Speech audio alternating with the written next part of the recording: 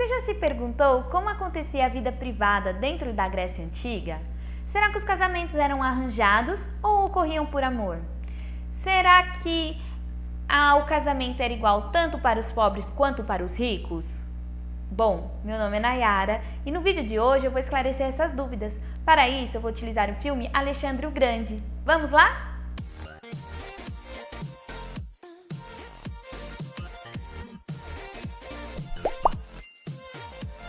Pessoal, antes da gente começar a falar sobre a vida privada dentro da Grécia Antiga, acho muito importante eu relembrar que eu já tenho 7 vídeos onde eu falo sobre a Grécia, Suas características culturais, suas características econômicas, posições geográficas. Vou deixar o link deles na descrição do vídeo de hoje. Agora, se você optar por iniciar a playlist e depois voltar aqui para esse vídeo, é só clicar no cardzinho que aparece aqui na tela, que ele vai te levar diretamente para o início da playlist e depois automaticamente você entra no vídeo aqui de hoje, tá bom? Bom, pessoal, agora a gente vai entender como se desenvolvia a vida privada dentro da Grécia Antiga, tá? E para isso a gente vai analisar como ocorriam os casamentos gregos na Grécia Clássica, tá? Antes disso, a gente tem que entender que em todas as sociedades, nos períodos históricos, existiam os ricos e os pobres. O mesmo ocorre na Grécia, tá bom? E aí, isso reflete muito nas questões do casamento dentro da sociedade, vamos pegar, por exemplo, o casamento na Grécia, Os ricos casavam muito mais tarde do que os pobres. Isso ocorria porque os homens ricos sempre prestavam serviço militar e por isso que eles casavam mais tarde, diferentemente do pobre que logo cedo tinha que trabalhar e aí ele tinha que constituir uma família para ajudá-los a tratar da terra, a cuidar da terra. Por isso que eles casam mais cedo, têm mais filhos e assim por diante, tá? Vamos falar agora um pouquinho do casamento dos ricos, tá? Todo o casamento das pessoas mais abastadas dentro da Grécia está relacionado a alianças, A tipo de um contrato, de famílias de bem, onde uma família muito abastada quer se unir a outra família muito abastada e assim juntarem o poder econômico que essas duas famílias têm, tá bom? Esses casamentos eram arranjados pelos pais e mães, o pai e mãe da noiva e o pai e mãe do noivo, tá? Então eles não tinham poder decisório com relação ao casamento. Os pais decidiam e eles tinham que acatar essa decisão, tá? Os homens casavam aproximadamente com uns 30 anos ou mais, porque eles prestavam serviço militar, então por isso que eles casavam mais tarde. Enquanto as meninas casavam aos 15 anos aproximadamente. Elas eram treinadas durante a sua infância até a sua adolescência, a puberdade, para poderem se casar aos 15 anos, tá? Tanto que aos 13 anos elas passavam por uma cerimônia, um ritual que as preparavam para o casamento e a partir deste ritual elas assumiam a posição de dona da casa, onde elas estão residindo antes do casamento. Tudo isso como uma preparação para o casamento, tá bom? Por serem muito mais velhos, tendo uma diferença muito grande de idade com relação à esposa, os homens gregos acabavam tomando o papel de professor dessas garotas, Então eles ensinavam essas garotas a administrar o lar, a cuidar das finanças e tudo mais daquele lar, já que eles ficavam com essa esposa durante o inverno, e o outono, e quando chegava o verão eles iam para as guerras, Então elas ficavam um grande período de tempo sozinhas dentro desse lar, então elas tinham que saber administrar esse lar, e quem ensinava a elas era o marido, tá bom?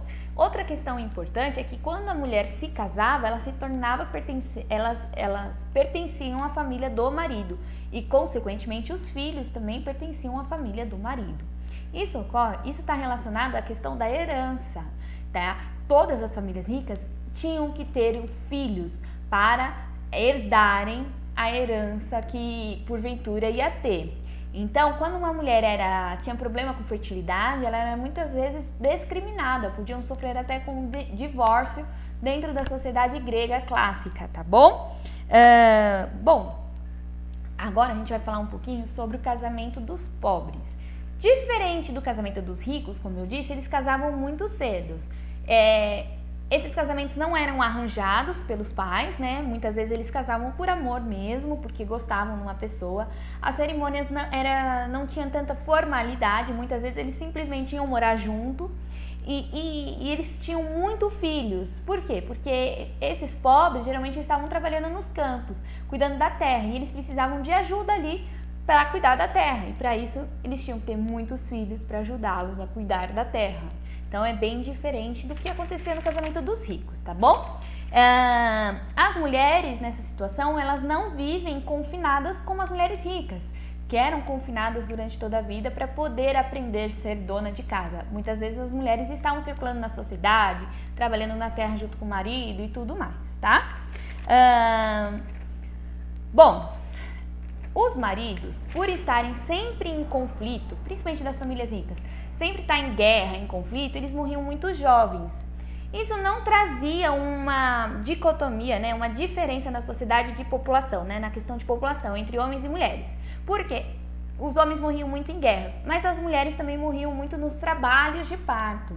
Então dava um equilíbrio ali na sociedade, né? Aliás, na Grécia Antiga não era comum você se deparar com um senhor de idade. As pessoas morriam muito jovens, né? Devido a diversas doenças. Eles não tinham o valor nutricional que nós temos hoje na nossa alimentação e tudo mais. Então eles morriam muito jovens. Então era uma sociedade bem equilibrada nessa questão de ter homens e mulheres, tá bom?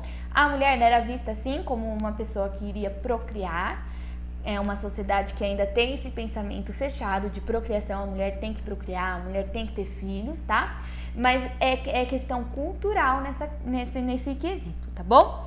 Quando as crianças ficavam órfãs, já que tinham muitos óbitos desses jovens pais, quando elas ficavam órfãs, quando ficavam órfãs de pai, né? A mãe continuava com a criação da criança, porém elas tinham um tutor da família do pai que ajudava elas, né? Para ele herdar essa questão paterna, né, o nome do pai e tudo mais.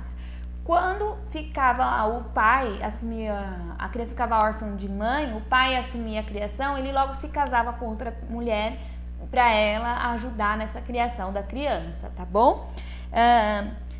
Como eu disse, não existiam muitos velhos na sociedade, então as pessoas morriam muito jovens e por isso eles davam muita importância para os rituais fúnebres, tá? Como se fosse um rito de passagem mesmo. Então as mulheres sempre perfumavam o corpo, enfeitavam o corpo e tudo mais, tá bom?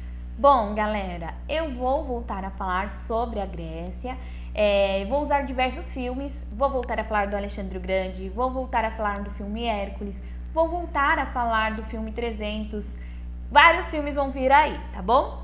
Novamente no vídeo de hoje eu utilizei o livro do Pedro Paulo Funari, Grécia e Roma. Vou deixar a bibliografia dele na descrição desse vídeo. Pessoal, eu achei esse livro em PDF no Google, então tá bem facinho vocês acharem ler ele, que ele é muito gostoso de ler, ele tem uma leitura muito fácil, super recomendo. Vou deixar também o link dos 7 vídeos onde eu falo sobre a Grécia, todos eles trazem informação importante que vão ajudar no entendimento do vídeo aqui hoje, do assunto que a gente abordou aqui no vídeo de hoje. Vou deixar também o trailer do filme Alexandre o Grande, tá bom? Para vocês poderem assistir. Se você gostou, deixa seu like, compartilha, comenta, porque dessa forma você me ajuda a aumentar a visibilidade do canal e aí muito mais pessoas vão ter acesso a esse conteúdo aqui, tá bom? Se inscreva no canal para continuar acompanhando as novidades que vou estar postando aqui. Muito obrigada!